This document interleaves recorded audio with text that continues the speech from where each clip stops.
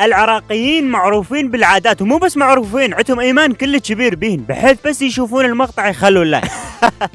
اول عاده نرش مي ورا اللي يسافر حتى يرجع، او نشمر وراه 7 حجارات حتى ما يرجع. يعني اذا واحد نحبه وسافر نشمر وراه مي حتى يرجع بسلامه، واذا واحد نكرهه وما نحبه سافر نشمر وراه 7 حجارات حتى ما يرجع. اذا كان 6 حجارات احتمال يرجع. اكو عاده مدوختنا اذا حكوا قدامنا بمرض خطير مثل السرطان تجر ذانك وتطلع صوت حتى ما يصير بيك شيء. لا صدق هاي غير شغله. ليش ما تقدر تحكي ويا اصدقائك بشكل جدي؟ انا واحد من الناس هم ما اقدر احكي ويا اصدقائي بشكل جدي. طبعا ذول الاصدقاء اللي حيل اصدقاء مجربين من تحجون وياهم او تشكولهم فد شيء، يا اخي ما تقدر. وهاي السالفه لها اسباب. اول سبب انا بس اشوف هذا الصديق راسا اضحك، يعني بدون سبب هيك بس اشوف وجهه باي موقف باي مكان واي شيء راح اضحك. ثاني سبب من تريد تحكي وياه بموضوع جدي ما راح يصدقك، عباله تكذب عليه وتسوي بيه مقلب. النوم اكو ناس عندهم دقمه بحيث بس يدوسونها ينام راسا، يعني بعدك تحكي وياه انا عست يقول لك اي، تقول له تصبح على خير، لا هو نام قبل لا تقول له تصبح على خير، نام وراح بسابع نومه. عود شنو بسابع نومه؟ يعني بعدين نحكي بيه. هسه انت اللي تنام بسرعه ما عندك شيء تفكر بيه، ماكو شيء بدماغك فرمته قبل لا تنام، يعني ما عندك اي امور بالدنيا تفكر بيها. انا احط راسي على المخده شيء بالدنيا يجي ببالي، شكو افكار خايسه تجي ببالي، يعني مرات اذا ما عندي شيء افكر بيه افكر شلون اعيش بالمريخ.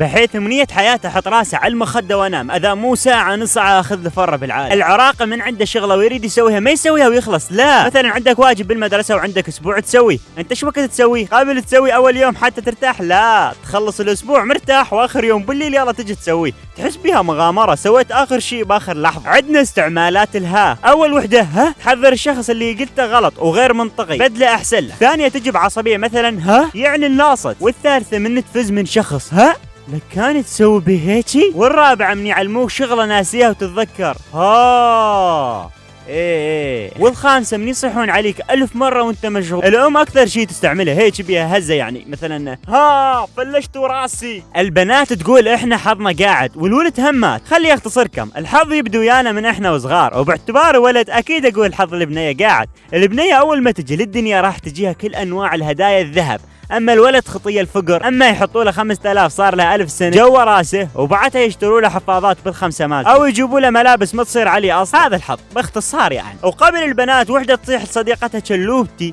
قروت، يعني حيوان موجود بالموضوع وتصيح فيه. بس هسه الامور اختلفت، الدلع اتطور. هسه وحده تصيح للثانيه شنو؟ رويحتي، عافيتي، نفسي، عمري، الهوى لاشمه، الغدا مالتي، يعني فد شي ما تقدر تعيش بدونه. صدق تحكي ايش بيك انت خبلت؟ هسه من تزعل علي شلون تقطعين النفس لو كلاوات؟ لا، وعتن الدلع حسب، مثلا المقربه رويحتي، المو مقربه سوسه بسبوسه. والولد هم واحد يدلع الثاني، بس الولد بس حيوانات، يعني بس تصيح لحيوان يقول لك ها، يعني بس تصيح حيوان يندار راسا يعرف نفسه. بس هسه لا اختلف، كبدي، قلبي، العمود الفقري، يعني تطور مخيف من حيوان الى كبدي معدتي، بحيث مطبقين اغاني سيف نبيل بالواقع، بس ما يقول له اخذ قلب وشوف ايش كبره.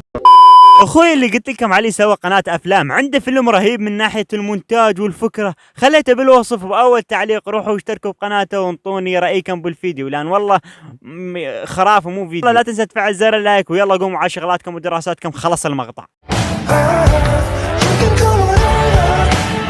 We can take the roller coaster.